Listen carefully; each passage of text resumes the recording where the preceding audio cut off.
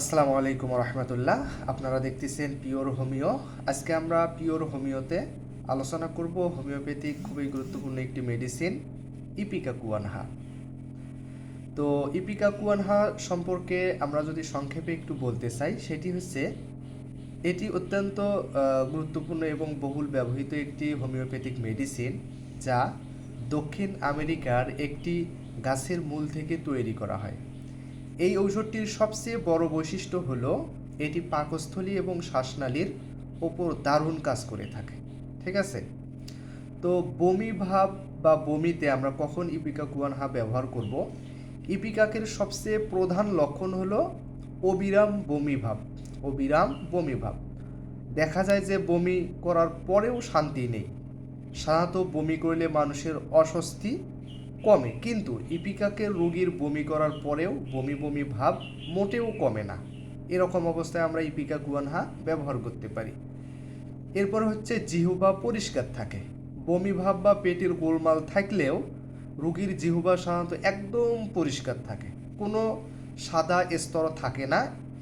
এটি ইপিকাকুয়ানহা হোমিওপ্যাথিক মেডিসিনের খুবই গুরুত্বপূর্ণ একটি লক্ষণ বা ইপিকাকুয়ানহা রোগীকে চেনার উপায়।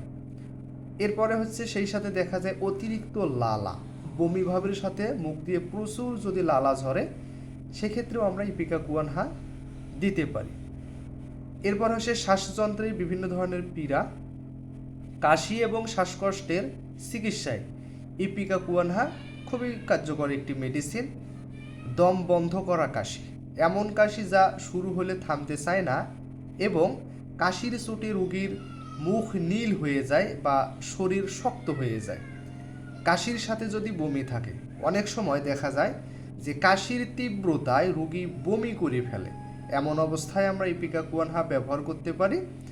এরপরে হচ্ছে হাঁপানি, হঠাৎ করে শ্বাসকষ্ট শুরু হলে এবং সাথে বুক শাঁসা শব্দ বা কফ জমার অনুভূতি যদি থাকে, সেক্ষেত্রে আমরা ইপিকাকুয়ানহা ব্যবহার করতে পারি এবং ভালো ফল দেয়। এরপরে হচ্ছে রক্তস্রাব। তো শরীরের যে কোনো ছিদ্রপথ দিয়ে, নাক, মুখ, জরায়ু দিয়ে যদি টকটকে লাল এবং উজ্জ্বল রক্ত বের হয়, তবে আমরা ইপিকাকুয়ানহা ব্যবহার করতে পারি। চমৎকার কাজ করে।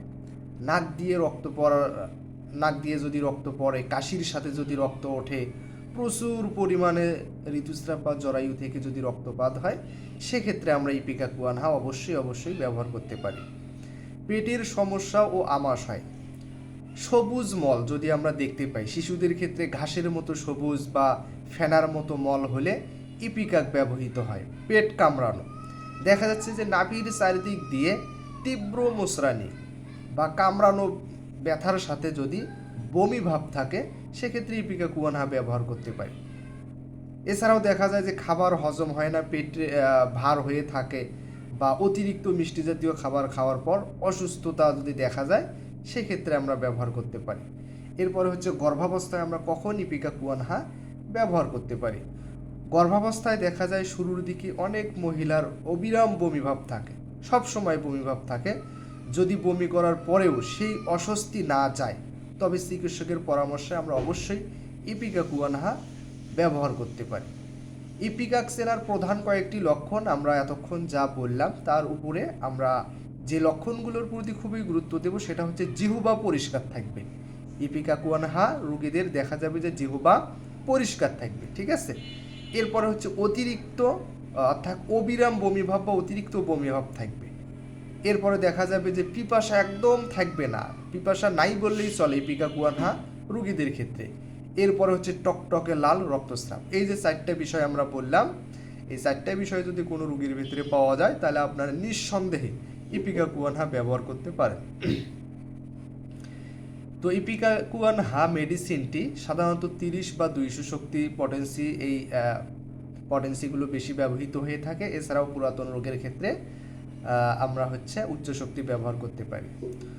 তো হোমিওপ্যাথিক মেডিসিন ব্যবহারের যে বিষয়টা আমাদেরকে অবশ্যই গুরুত্ব দিতে হবে, সেটা হচ্ছে হোমিওপ্যাথি কিন্তু আসলে কোনো নির্দিষ্ট রোগের কাজ করে না। হোমিওপ্যাথিক মেডিসিন কোনো রোগের কাজ করে না, রোগীর কাজ করে। ঠিক আছে। রোগীর সামগ্রিক লক্ষণ নিয়ে হোমিওপ্যাথিক মেডিসিন ব্যবহার করা হয়। সেক্ষেত্রে যে কোনো মেডিসিন আসতে পারে। তো অবশ্যই আপনাদেরকে আমরা বলবো যে কোনো হোমিওপ্যাথিক ঔষধ ব্যবহার করার আগে একজন রেজিস্টার্ড চিকিৎসকের পরামর্শ নেওয়া অবশ্যই জরুরি, কারণ সঠিক শক্তি ও মাত্রা নির্ধারণ রোগীর শারীরিক অবস্থার উপরও নির্ভর করে। তাই আপনারা একজন রেজিস্টার্ড হোমিওপ্যাথিক চিকিৎসকের পরামর্শ নিয়ে যে কোনো মেডিসিন ব্যবহার করবেন। তো আশা করি আপনারা ইপিকাক সম্পর্কে সম্যক ধারণা অর্জন করতে পেরেছেন।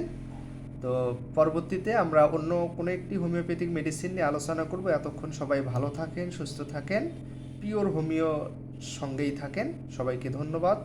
আসসালামু আলাইকুম ওয়া রাহমাতুল্লাহ।